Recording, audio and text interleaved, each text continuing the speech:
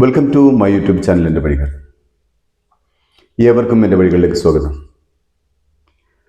പുരുഷന്മാരെ തേച്ചൊട്ടിച്ചില്ലാതാക്കാനും പറ്റിയാൽ അവരെ സ്വഭാവശുദ്ധിയുള്ളവരാക്കാനും ഒരു കൂട്ടം സ്ത്രീകൾ ഇറങ്ങിയിട്ടുണ്ട്. ഇതിന്റെ പിന്നിൽ സതുദ്ദേശമൊന്നുമല്ല. ഇവർക്ക് നേരെ ചൊവ്വാഗ്രഹത്തിൽ നിന്ന് ഇറങ്ങിയവരാണ് ഇവർ എന്ന തോന്നലാണ് അവർക്കുള്ളത്.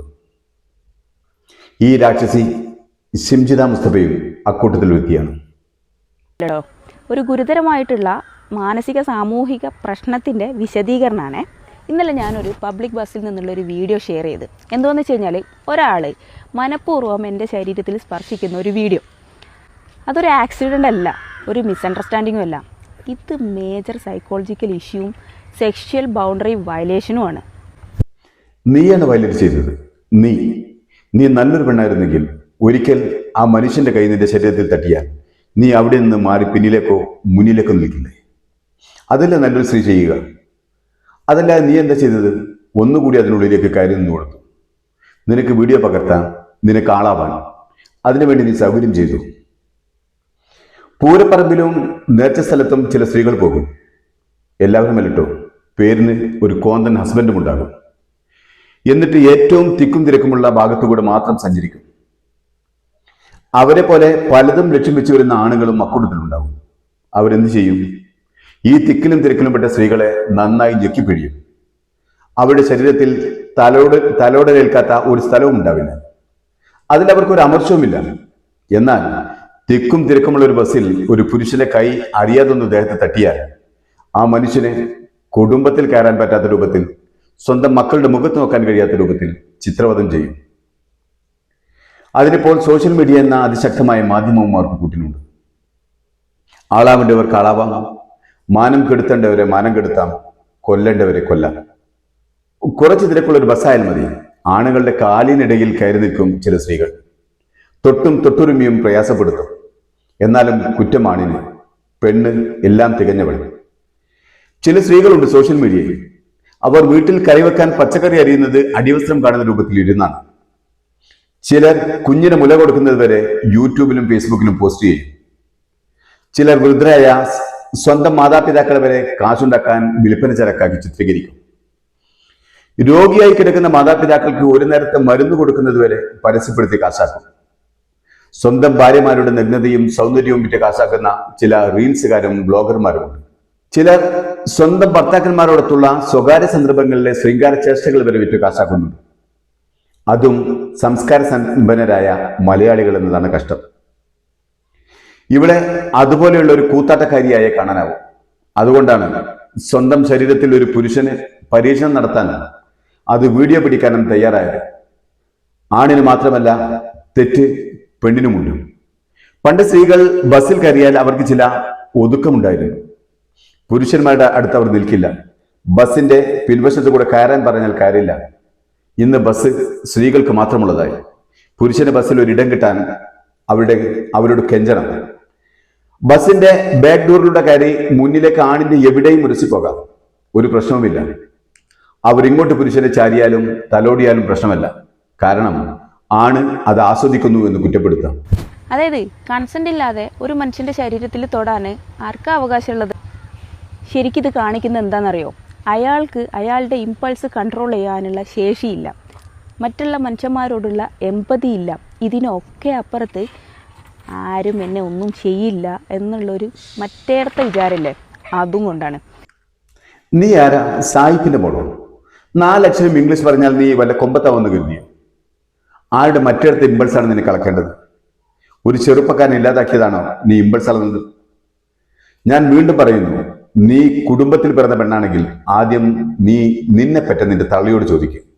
തിക്കും തിരക്കുമുള്ള ബസ്സിൽ കയറിയാൽ എവിടെയാണ് നിൽക്കേണ്ടതെന്ന്. ആണിനെ ചാരി നിന്ന് അവനെ തിരിച്ചു ചാരാൻ പ്രേരിപ്പിക്കലല്ല നല്ല സ്ത്രീകൾ ചെയ്യേണ്ടത്. അല്പം അകലം പാലിച്ചു നിൽക്കണം. അറിയാതെ വല്ലവരും ഒന്ന് തട്ടിയാൽ തട്ടാത്ത അകലത്തിലേക്ക് മാറി നിൽക്കണം. എന്നിട്ട് നിന്നെ പിന്നെയും പിടിക്കാൻ വരുന്നവരെ നീ പിടിക്കണം. അതാണ് സ്ത്രീ. നീ എന്താ കാണിച്ചത്? നിന്റെ ശരീരത്തിൽ ഒന്ന് തട്ടിയപ്പോൾ നീ കൂടുതൽ ചേർന്ന് നിന്ന് കൊടുത്തു. എന്നിട്ട് നിന്നെ പിടിച്ചെന്ന് പറഞ്ഞ് ഒരു വീഡിയോ പോസ്റ്റ് ചെയ്തു. പെണ്ണാണെന്ന് പറയാൻ നാണമില്ല നിനക്ക്. ഇത് കാണിക്കുന്നത് ഇയാൾ ഇതൊരു പാറ്റേൺ ആയിട്ട് കണ്ടിന്യൂ ചെയ്യുന്നുണ്ട് എന്നുള്ളതാണ്. എന്ന് വെച്ച് കഴിഞ്ഞാൽ അയാളുടെ ബിഹേവിയറിൽ നല്ല പ്രശ്നമുണ്ട്. ഇതൊരു മെയിലിൻ്റെ നോർമൽ ബിഹേവിയർ അല്ല, ഇൻസ്റ്റിങ്ക്റ്റും അല്ല, ടെംപ്റ്റേഷനും അല്ല, പിന്നെന്താ അൺകറക്റ്റഡ് ബിഹേവിയറാണ്. സൈക്കോളജി പറയണതേ unchallenged behaviour become repeated behaviours. നമ്മൾ എന്താ ചെയ്യേണ്ടത്? ഞാൻ ഇന്നലെ ആ വീഡിയോ എടുത്ത് അയാൾക്കത് പ്രശ്നമല്ല എന്ന് അയാൾ മനസ്സിലാക്കിയിട്ട് വീണ്ടും അത് റിപ്പീറ്റ് ചെയ്തത് കണ്ടിട്ട് ഞാൻ ആ വീഡിയോ പോസ്റ്റ് ചെയ്തതിൻ്റെ ഉദ്ദേശം എന്താണെന്ന് വെച്ചാൽ ഇത് മാക്സിമം ആളുകളിലേക്ക് എത്തിക്കുക. സൊസൈറ്റി അയാളെ ചോദ്യം ചെയ്യണം. അത് അയാളുടെ ചുറ്റുമുള്ള ആൾക്കാരും അയാളുടെ കുടുംബക്കാരും കാണണം. ഒരാൾ സ്വന്തം മനസാക്ഷിക്ക് മുമ്പിൽ അയാൾക്ക് ഒന്നും പ്രശ്നമില്ലാതെ നടക്കുന്ന ഒരാളാണ് എന്നുണ്ടെങ്കിൽ പിന്നെ അയാൾ മാന്യത കാണിക്കുന്നത് അയാൾ ജീവിക്കുന്ന സൊസൈറ്റിക്ക് മുമ്പിലും അയാളുടെ ചുറ്റുമുള്ള കുടുംബത്തിന് മുമ്പിലുമാണ്. അപ്പോൾ ഈ കുടുംബം അത് അറിഞ്ഞു എന്നറിയുമ്പോഴും സൊസൈറ്റി അത് അറിഞ്ഞു എന്നറിയുമ്പോൾ മാത്രമാണ് ഇവർ ഈ ബിഹേവിയർ ചേഞ്ച് ചെയ്യാൻ പോകുന്നുള്ളൂ. അതാണ് ഞാൻ ആ വീഡിയോ ഷെയർ ചെയ്തതുകൊണ്ട് ഉദ്ദേശിച്ചത്. ആ സാധനം സൊസൈറ്റി നോർമലൈസ് ചെയ്യുന്നത് കൊണ്ട് എന്താ ഉണ്ടാവുന്നത് എന്ന് വെച്ച് കഴിഞ്ഞാൽ അയാൾ ഒരിക്കലും അത് ചേഞ്ച് ചെയ്യാൻ പോകുന്നില്ല. ഇപ്പോൾ ചോദ്യം ചെയ്യുന്നില്ലേ നന്നായിട്ട്? നാട്ടുകാരും വീട്ടുകാരും ലോകം മൊത്തമായും നിന്റെ തന്തക്കും തള്ളക്കും കുടുംബത്തിനും മൊത്തമായും കിട്ടുന്നില്ലേ? നീ ഇല്ലാതാക്കിയത് ഒരു മനുഷ്യന്റെ ജീവനാണ്. ഒരു കുടുംബത്തിനാകെ ഉണ്ടായിരുന്ന ആൺതരിയെയാണ്. ഒരു കുടുംബത്തിന്റെ അഭിമാനമാണ്. ഒപ്പം നിന്റെ കുടുംബത്തിന്റെ പേരും. നിന്റെ ശരീരത്തിൽ ഒരു അന്യപുരുഷന്റെ കൈ തട്ടിയതിലുള്ള അമർഷം ഒന്നുമല്ല നിന്റെ മുഖത്ത് കണ്ടത്. പകരം ഒരുതരം വൃത്തികെട്ട ഭാവമാണ് കണ്ടത്. പച്ചക്കൂത്താടികളുടെ സദാചാരബോധത്തിന്റെ പകർച്ചയായിരുന്നു നിന്റെ മുഖത്ത്. അഹങ്കാരത്തിന്റെ, ഗർവിന്റെ ഗോപ്യമായ ചിരിയായിരുന്നു നിന്റെ മുഖത്തുണ്ടായിരുന്നത്. ഇപ്പം എല്ലാം മറ്റിടത്തായില്ലേ? എന്നിട്ടും നിന്റെ അഹങ്കാരം തീർന്നില്ല എന്നാണ് അതിനുശേഷം നിന്നിൽ നിന്നും കാണുന്നത്. ഇവിടെ ആദ്യം തിരുത്തപ്പെടേണ്ടത് പെണ്ണിന് അമിതമായി നൽകിയ പരിഗണനയാണ്. പെണ്ണ് ആണിനേക്കാൾ മുകളിലാണെന്ന ബോധ്യത്തിലാണ് മിക്ക സ്ത്രീകളും. സ്ത്രീപീഡനം എന്നതിന് കൃത്യമായ അതിർവരമ്പുകൾ കൽപ്പിക്കേണ്ട സമയം അതിക്രമിച്ചിരിക്കുന്നു. ഒന്ന് നോക്കിയാലോ അറിയാതെ ഒന്ന് തട്ടിയാലോ സ്ത്രീപീഡനമാകുമെന്ന് കൽപ്പിച്ചെഴുതിയതാണ് ഇവളുടെയൊക്കെ അഹങ്കാരം. അത് പൊളിച്ചെഴുതിയില്ലെങ്കിൽ ഇതിലും വലുത് ഇനിയും ഉണ്ടാകും.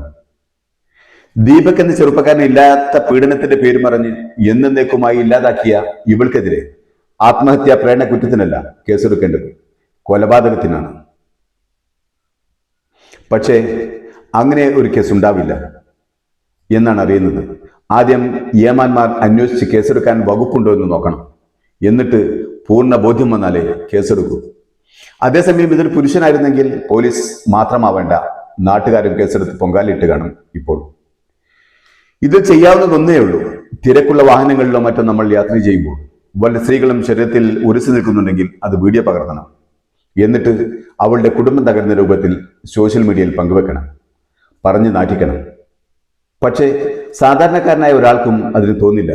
നമ്മൾ പലവട്ടം അതിൻ്റെ വരും വരായികകളെ കുറിച്ച് ചിന്തിക്കും. അപ്പോൾ നമുക്കതിന് കഴിയാതെ പോവുകയും ചെയ്യും. പക്ഷെ സ്ത്രീകളിൽ നല്ലൊരു ഭാഗവും അങ്ങനെയല്ല. അവർ വീണ്ടും വിചാരമില്ലാതെ എല്ലാം ചെയ്യും. ഇവിടെയും സംഭവിച്ചത് അതാണ്. സ്ത്രീത്വമില്ലായ്മയും വീണ്ടും വിചാരമില്ലായ്മയും പെണ്ണുരുമ്പട്ടാൽ എന്ന് കേട്ടിട്ടില്ലേ? അതാണ് ഇവിടെയും സംഭവിച്ചത്.